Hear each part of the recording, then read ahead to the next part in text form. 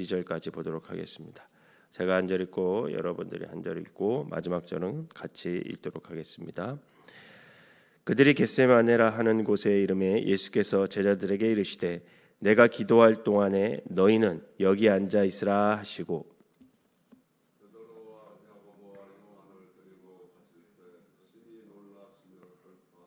말씀하시되 내 마음이 심히 고민하여 죽게 되었으니 너희는 여기 머물러 깨어 있으라 하시고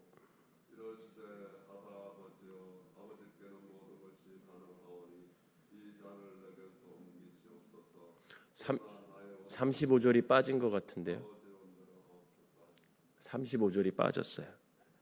35절부터 제가 다시 읽겠습니다. 35절 조금 나아가서 땅에 엎드려 될 수 있는 대로 이때가 자기에게서 지나가기를 구하여 36절 같이 읽겠습니다. 시작.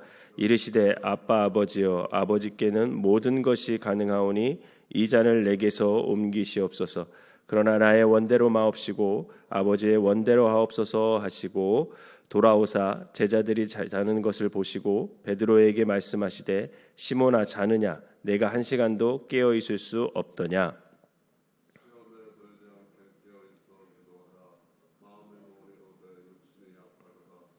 다시 나아가 동일한 말씀으로 기도하시고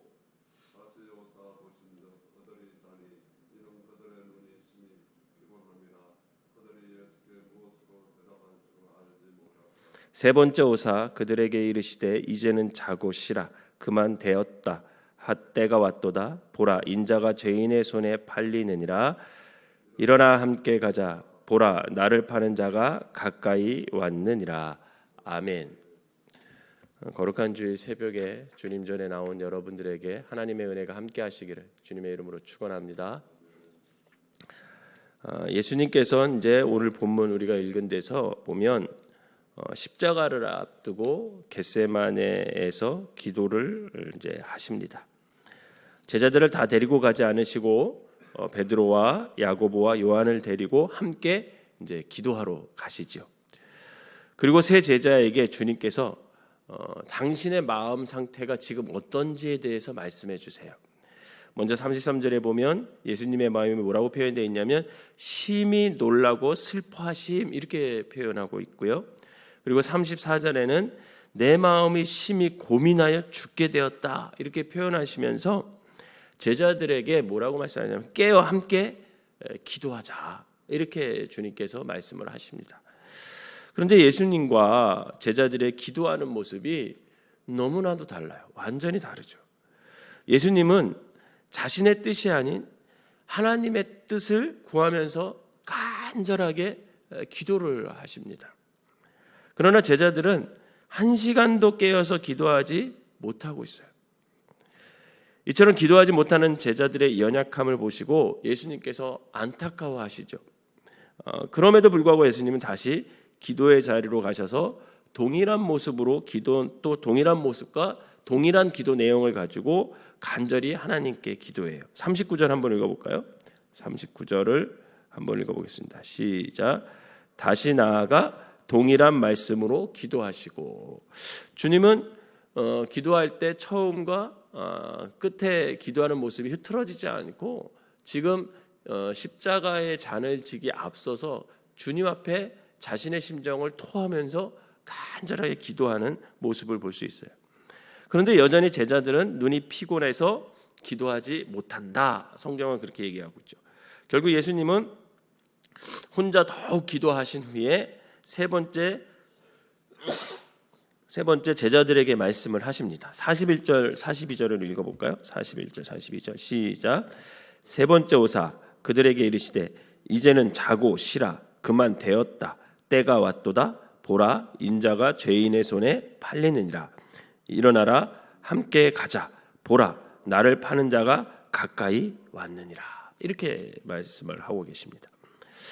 기도를 마친 후에 예수님의 모습은 기도를 시작할 때와 모습과는 완전히 다르다라는 것을 이 말씀을 통해서 우리가 알 수 있죠. 예수님은 기도 후에 아주 의연한 모습으로 제자들에게 일어나 함께 가자라고 말씀하시면서 십자가의 길을 당당히 맞이할 수 있는 마음 상태가 되었음을 보여주고 있습니다. 처음에 기도를 시작할 때 주님은 심히 놀라고 슬퍼하고 그리고 심히 고민하고 죽게 되었을 때 그 마음 상태였는데, 기도를 마치고 나서는 일어나 함께 가자 이렇게 당당하게 말할 수 있는 모습으로 변하는 것을 볼 수 있습니다. 오늘 본문을 읽으면서 제가 깨달은 것은 두 가지 정도였습니다. 첫 번째 뭐냐면, 어떤 걸 생각해 봤냐면 우리가 언제 기도할까? 나는 언제 기도하지? 이런 질문이 떠올랐어요. 사실 주님은 매일 한적한 곳에서 새벽 미명의 시간에 기도하셨습니다. 사실 기도는 늘 해야 되죠. 우리가 주님 전에 새벽 기도에 이렇게 나오는 건 너무나 하나님 보시기에 아름다운 모습이죠. 왜? 하나님 앞에 나와서 기도하면서 하나님과 대화하고 또 하나님과 친밀해지려고 하는 이런 우리의 기도의 모습, 그 너무나 좋은 겁니다.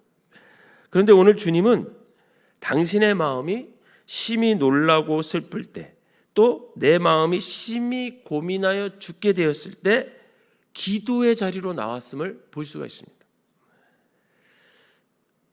사랑하는 성도 여러분, 여러분들은 놀라고 슬프고 고민되고 죽고 싶을 때 어떻게 대처하십니까? 우리 예수님은 그때 기도하셨다. 성경은 그렇게 말씀하세요. 이처럼 기도는 바로 나의 삶 속에서 놀랄 일이 생기고 슬프고 고민되고 죽고 싶을 때, 그때 기도하는 거죠. 우리는 어쩌면 목사님, 그때 당연히 기도해야죠. 인생을 살다가 슬프고 놀라고 고민되고 죽고 싶은 마음이 생겼을 때 당연히 기도해야죠 라고 말할 수 있지만 사실 안 그렇습니다. 제자들을 보세요. 그들은 예수님의 마음에 전혀 공감을 못해요. 그렇게 사랑하고 그렇게 십자가의 의미에 대해서 말씀하고 그들의 발을 씻기고 함께 떡을 나누고 당신의 몸이 빵을 떼어주면서 이건 나의 몸이다, 포도주를 마시면서 이건 나의 피다, 이렇게 얘기했지만 제자들은 전혀 알지 못합니다. 그러니 기도가 안 돼요. 그저 피곤할 뿐이고 잠만 자게 되는 것입니다. 사랑하는 성도 여러분, 기도는 늘 해야 됩니다. 그러나 기도가 내 삶에 놀랄 일이 생기고 슬픈 일이 생기고 고민되거나 죽고 싶은 심정이 생길 때 다른 생각하는 것이 아니라 우리가 주님 앞으로 나와야 된다는 거예요. 그때 우리는 기도해야 된다는 거예요. 세상 사람들은 놀랄 일이 생기고 슬플 일이 생기고 고민되고 죽고 싶을 때 다른 마음을 품을 수 있어요. 또 다르게 해결할 수 있어요. 그러나 우리는 그 순간에 주님 앞에 나와 기도하는 저와 여러분 되시기를 주님의 이름으로 부탁을 드립니다. 우리는 기도를 통하여 하나님의 뜻을 구하고 기도를 통하여 우리의 발걸음을 바로 세워야 되는 거죠. 놀랄 일이 생기고 슬픈 일이 생기고 고민되거나 죽고 싶었을 때 예수님께서는 많은 사람들이 있는 자리를 피하시고 공적인 자리가 아닌 사적인 자리로 당신의 기도의 자리를 만들어서 나아가십니다. 사랑하는 성도 여러분, 놀라고 슬프고 고민되고 죽고 싶을 때, 또한 바쁘고 분주한 삶의 자리에서 우리는 한적한 시간과 자리를 회복할 수 있어야 됩니다. 홀로 하나님 앞에 서야 합니다. 왜냐하면 겟세마네의 기도 없이는 십자가가 없기 때문에 그래요. 한적하고 홀로 하나님 앞에 서지 않고는 십자가의 길을 걸어가신 그 예수님을 따라 우리가 함께 걸어갈 수가 없기 때문에 그렇습니다. 바라기는 내 삶에 놀랄 일이 생기고 슬픈 일이 생기고 고민되거나 죽고 싶으신 그런 심정이 생길 때 주님 앞에 나와 간절히 기도하는 저와 여러분들이 되시기를 주님의 이름으로 부탁을 드립니다. 두 번째로 생각해 본 것이, 말씀을 읽으면서 기도를 통해 우리는 내 뜻을 관철시키는 것이 아니라 하나님의 뜻을 이루는 기도를 해야 되는구나라는 것입니다. 오늘 예수님은 기도하는 시간이 흐를수록 하나님의 뜻에 당신의 마음을 맞춰가고 있어요. 처음 예수님의 기도는 이 잔을 내게서 옮겨 주십시오, 이렇게 기도하십니다. 그런데 이렇게 기도했던 예수님께서는 어느 순간 기도가 깊어지고 오래되면서 이제는 나의 원대로 마옵시고 아버지의 뜻대로 되기를 원합니다 라고 기도합니다. 예수님의 기도는 처음 시작할 때는 십자가를 피하기 위한 기도였지만 기도가 깊어지면 깊어질수록 예수님의 기도는 십자가를 감당하는 것이 아버지의 뜻이구나, 이것을 깨닫는 순간 그 십자가를 감당하는 기도로 바뀌고 있어요. 사랑하는 여러분, 이것이 바로 기도의 능력이에요.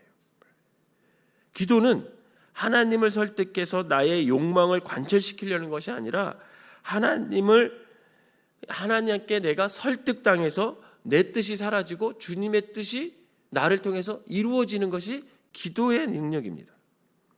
또한 기도는 내가 죽고 나를 통해 예수님께서 살아나는 거예요. 이처럼 우리가 기도하면 우리의 기도를 통하여 오늘 그리고 여기에서 우리는 부활할 수 있음을 여러분 믿으시기를 바랍니다. 이처럼 기도를 통해 우리는 내 뜻을 관철시키는 것이 아니라 하나님의 뜻을 구하고 그 뜻에 나를 순종하는 것이 기도의 바른 자세임을 오늘 주님은 겟세마네에서 우리에게 보여주고 있습니다. 바라기는 기도를 통해 저와 여러분들이 하나님의 뜻을 구하고 그 뜻에 순종하는 삶이 되시기를 주님의 이름으로 부탁을 드립니다. 오늘 말씀을 정리하면 첫 번째는 내 삶에 놀라고 슬프고 고민되고 죽고 싶을 때 홀로 하나님 앞에 나아가 간절히 기도함으로 하나님의 뜻을 구하고 발걸음을 바로 세우는 저와 여러분들이 되시길 바랍니다. 두 번째로는 하나님을 움직이는 도구로 기도를 사용하는 것이 아니라 기도를 통해 하나님의 뜻을 구하고 그 뜻에 우리가 순종하는 삶으로 변화되는 기도의 사람들이 되시기를 바랍니다. 오늘 하루도 여러분들이 이 말씀을 통해서 여러분들의 기도가 하나님의 뜻에 맞게 기도하는지 아니면 나는 또 언제 기도하는지 한번 깊이 묵상하시고 날마다 기도의 자리에서 주님을 만나는 저와 여러분 되시기를 주님의 이름으로 축원합니다. 기도하겠습니다. 사랑과 은혜가 충만하신 하나님, 참 어려운 시대를 살아가고 있습니다. 정말 놀랄 때가 있고 슬플 때가 있고 고민되고 죽고 싶은 심정으로 이 땅에서 살아갈 때가 있습니다. 그럼에도 불구하고 우리를 홀로 내버려 두지 아니하시고 믿음을 허락하여 주셔서 우리가 그때 하나님 앞에 나와 간절히 기도하게 하시니 그 또한 감사를 드립니다. 날마다 아버지 하나님, 우리가 주님 앞에 나와 하나님의 뜻을 구하고 그 뜻에 맞춰 우리의 믿음의 발걸음을 내세울 수 있는 믿음의 사람들이 되게 하여 주시옵소서. 또한 기도를 통해 나의 욕망을 아버지 이루려고 기도하는 것이 아니라 기도의 자리에서 하나님의 뜻이 무엇인지 바로 깨달아 그 뜻에 나의 기도를 맞추고 그 뜻대로 순종할 줄 아는 믿음 또한 우리에게 허락하여 주셔서 날마다 성숙한 믿음의 사람들이 되게 하여 주시옵소서. 오늘은 거룩한 주일입니다. 생명나무 교회를 하나님께서 지켜주시고 인도하여 주셔서 이 자리에서 드리는 모든 예배 또 영상으로 드리는 모든 예배를 통해 우리 생명나무 교회 모든 성도들이 주님께 신령과 진정으로 예배드리게 하시고 온전한 주일을 주님께 올려드리는 하루가 되게 하여 주시옵소서. 이 새벽에 나와 기도하는 심령들을 하나님께서 불쌍히 여기시고 저들의 기도가 하늘에 상달되어서 아버지 하나님 주님의 뜻에 맞춰 삶을 살아갈 수 있는 믿음의 사람들 되게 하여 주시옵소서. 예수님의 이름으로 기도하옵나이다. 아멘.